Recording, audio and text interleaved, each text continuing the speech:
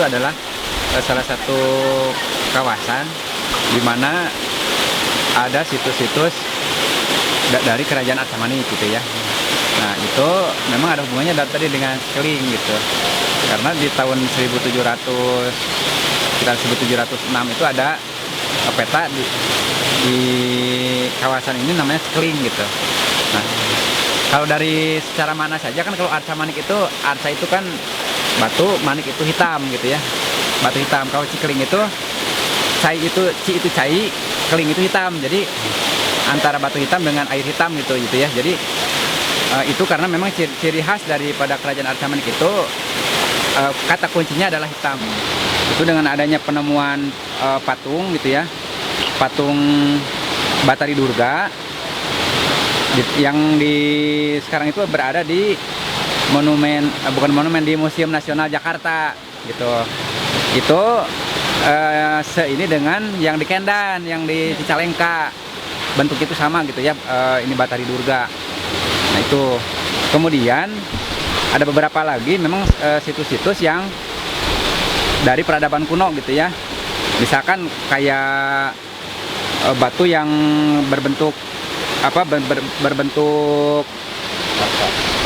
ya arca gitu ya, berbentuk. Tetapi kalau di Arca-Manik ini tidak berbentuk kayak sekarang 3 dimensi gitu, enggak gitu, cuman menyerupai gitu, karena memang tidak detail, karena itu pertama dari batu, yang kedua memang kalau di Sunda itu tidak fokus ke sana gitu, tidak fokus ke bentuk, tetapi bagaimana itu mewakili gitu.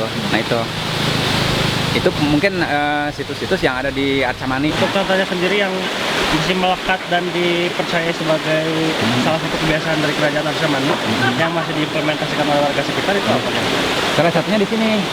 Di sini itu kalau hari Senin tidak boleh beraktivitas untuk misalnya usaha gitu ya, ngalah batu atau apa gitu, tidak boleh. Ya kecuali kalau misalkan datang kita ini itu boleh, tetapi kalau misalkan berusaha di sini nambang batu itu tidak boleh. Jadi meskipun misalkan tidak ngundang dari luar, orang sini aja itu harus syaratnya itu harus ada reog gitu di sini di Kampung Tagulang. Kalau ada sunatan anak gitu atau kawinan juga, nikah juga termasuk kawinan gitu ya, meskipun ya sederhana gitu ya. Selamatan ya? Selamatnya itu reog gitu. Gitu. Di sini tuh ada beberapa tempat gitu ya, dimana tempat-tempat itu ada isinya, kalau ini mah tingkatan-tingkatan gitu untuk menuju kebijaksanaan gitu. Makanya ya dijadikan sebagai tempat untuk misalnya bersuci gitu ya, untuk merenung, bertapakur gitu di masa-masanya itu gitu.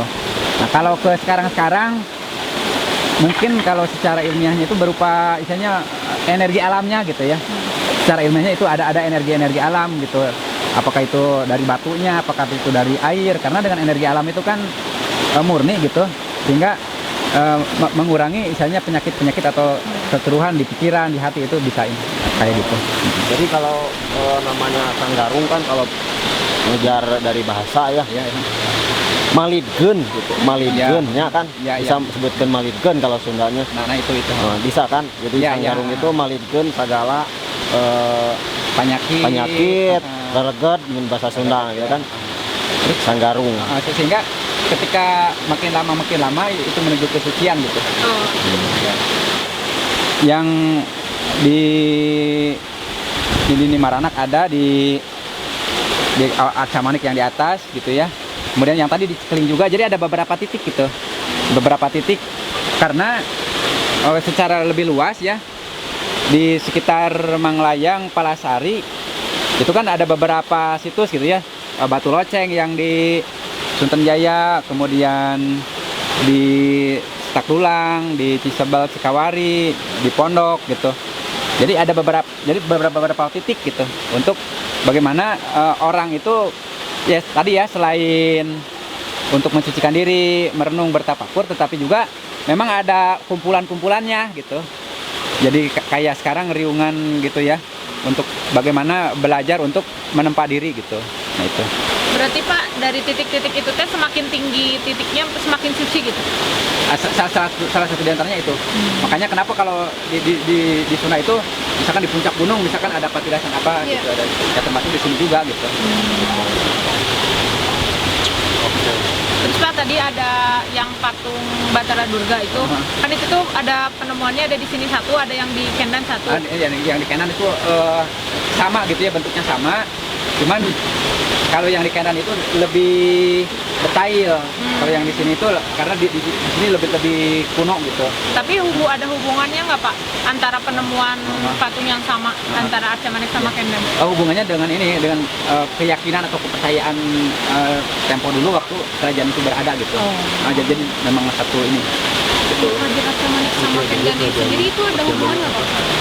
Oh, ada. Jadi gini, kalau di Sunda itu kan masa kerajaan Kendan, kemudian Tarumanegara, Pajajaran. Nah, Arca Manik itu kalau di dalam buku sejarah itu adalah masa ketika setelah Pajajaran runtag.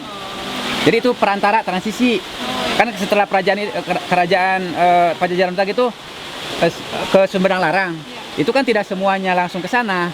Ada di yang daerah-daerah terpencil, wilayah-wilayah yang jauh, itu dia langsung membuat ini sendiri gitu, kayak gitu. Makanya ketika Pajajaran runtag itu kan yang namanya terpecah-pecah, kan ada yang langsung induk ke misalnya ke Sumedang Larang, ada juga yang tidak keburu ke Sumedang Larang sehingga mendirikan di sini untuk membangun kekuatan sektor di sini gitu. Arca Manik. Salah satu di antaranya Arca Manik gitu.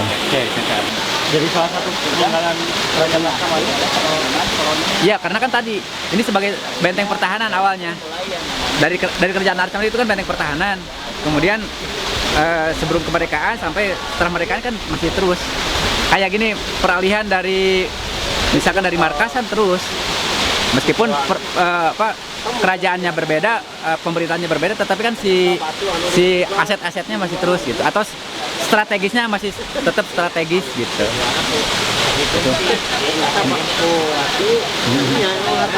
Dengan adanya penemuan patung itu tuh mencirikan sebuah peradaban di sini ya Pak. Terus kalau misalkan patung itu sendiri tuh sebenarnya apa sih Pak gitu? Sampai orang tuh misalkan mencirikan patung itu tuh sebagai berarti di sini ada peradaban. Oh iya. Ini jadi kalau patung itu ketika di zaman Arca Manik itu kayak kalau sekarang itu kepercayaan tempat ini simbol ajaran, atau misalnya kalau sekarang kan misalnya kayak nyembah gitu, gitu. Itu di Kasundaan. Nah itu, terus yang pertama itu ya, bahwa patung Arca Manik itu seperti sesembahan gitu di masa itu yang Batari Durga. Nah, kalau bagaimana ciri-ciri secara geografis ini sebagai peradaban yang mendukung gitu ya. Kalau masyarakat Sunda itu yang awal itu yang pertama air, yang kedua tempat tinggalnya itu pasti dekat-dekat batu karena nggak mau repot-repot ngebangun gitu. Terus kan kalau batu itu alami, jadi sumber daya yang paling dicari itu yang pertama air, yang kedua batu. Itu peradaban lama memang begitu. Jadi bukan di tanah, bukan di tempat lembah ini, bukan. Kalau di Sunda tuh dekat-dekat batu gitu. Karena tadi karakternya itu lebih, ini kan bagaimana dia bisa menyatu dengan alam gitu. Itu berserasi dengan alam sehingga tidak banyak merubah alam gitu. Jadi kalau misalkan patung itu sendiri yang udah jadi secara detail, berarti itu pahatan hasil yang dulu juga. Tapi tidak berbentuk patung kayak 3 dimensi gitu, kayak selembar batu template gitu. Iya. Kemudian diukirnya sebelah. Tapi bentukannya itu menyerupai manusia. Ya, jadi Batari Durga itu perempuan, kemudian anak di sini sambil menonton anak gitu ya, karena di kiri, kemudian di bawahnya itu ada lembu. Lembu itu kalau ini mah sapi, jadi disebutnya lembu andini namanya. Makanya kalau di Arca Manik itu ada kampung Nini Maranak, tempat ditemukannya patung itu namanya Nini Maranak. Jadi Nini membawa anak gitu. Di sebelah mana itu Pak? Tadi pas di pos 1 kita tuh ke atas sekitar 200 meter dari sana. Napas Kampung Bemot di sana. Di sana. Itu namanya Kampung Nini Maranak, ditemukannya patung itu gitu.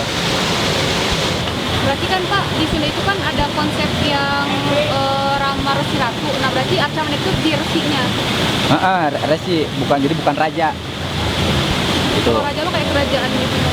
Jadi lebih ke sananya. Kan tadi setelah Pajajaran runtuh gitu kan berarti tidak ada istana, tidak ada apa di Arca Maniknya.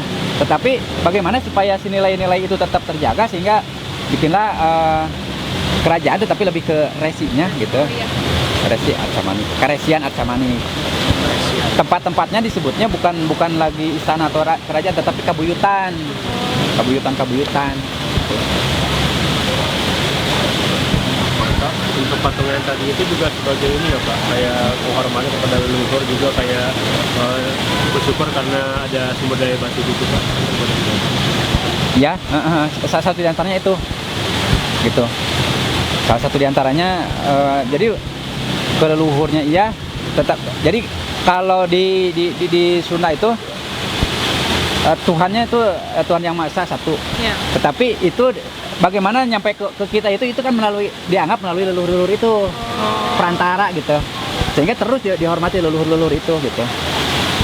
Tetapi kalau Tuhannya tetap Sang Hyang Widi itu ya, gitu. Seperti itu. Kalau misalnya buat agamanya itu udah masuk agama Islam atau masih agamanya? Kalau Arca Manik belum. Nah, mulai penyebaran Islam di sini itu yang tadi ketika dari Mataram itu di Pati Ukur itu. Jadi 1800-an ke sini gitu ya, di Pati Ukur. Kan termasuk di Bandung Selatan juga sini. Nah, dari pasukan di Pati Ukur itulah yang menyebarkan ajaran Islam. Tetapi meskipun di sini anggap sebelum itu, tetapi itu lebih dulu daripada di Bandung gitu. Karena Bandung itu peradaban baru kalau yang di Kota Bandung itu. Gitu. Jadi lebih lama gitu. Di makam, kalau orang sini menyebutnya beliau Mama Bos. Dia adalah salah satu tokoh pejuang yang mengembangkan pencak silat yang berada di Cibiru. Jadi paguronnya itu di Cibiru. Nah, setelah meninggal beliau dimakamkan di sini. Nah, dari Cibiru ke sini itu diantar oleh misalnya paguron, kemudian para pegiat pencak silat itu dipirik dengan pencak silat gitu. Waktu dulu ketika beliau di kesini itu diparag dari Cibiru sampai ke sini itu pencak silat. Kemudian ada hal unik di sini. Dulu ketika beliau masih hidup, beliau itu misalnya ngukut gitu ya, atau binatang kesayangannya itu harimau gitu. Waktu-waktu tertentu kalau malam gitu itu ke sini. Dan sekarang juga mungkin dilihat itu adalah ini bekas-bekas itu harimau. Coba aja dilihat di sana ya. Itu dulu ini, sehingga diyakini oleh orang sini tiap waktu tertentu gitu ini kan harimau di sini begitu. Nah, selain itu kalau ini namanya Kampung Parabonan. Parabonan di sini memang semenjak zaman Belanda sudah berdiri, sudah ada kampung ini gitu. Karena dulu di sini tempat untuk kegiatan untuk perkebunan kopi. Nah, di atas di sana ada Pasanggerahan. Pasanggerahan itu suatu tempat untuk istilahnya base camp gitu ya. Tempat untuk manor, untuk pekerja kehutanan itu di Pasanggerahan gitu. Dulu di tahun 1800-an sampai 1900-an itu kebun kopi. Kemudian setelah kopi itu kan harganya jatuh dunia, di tahun 1926 itu diganti dengan pinus. Itu sampai sekarang jadilah perkebunan pinus. Dan salah satu diantaranya, nah ini yang masih, ini kan itu kalau yang terdekat ini kan di tahun 1926 pinus ini. Ini adalah salah satu diantaranya begitu. Jadi dulunya ini adalah bukan sengaja ditanam di sini, tapi ininya tempat persemaiannya gitu, seperti itu. Nah, kemudian kenapa di tahun 1964 diadakannya Bosbau atau Pusat Penelitian Kehutanan dari Kementerian Kehutanan, karena tadi gitu ada balai tempat kehutanan, kemudian ada tempat-tempat mandor, kemudian ada peradaban, ada kampung. Jadi ini dulu kampung untuk perkebunan awalnya di sini. Mungkin itu saja sekilas. Terima kasih.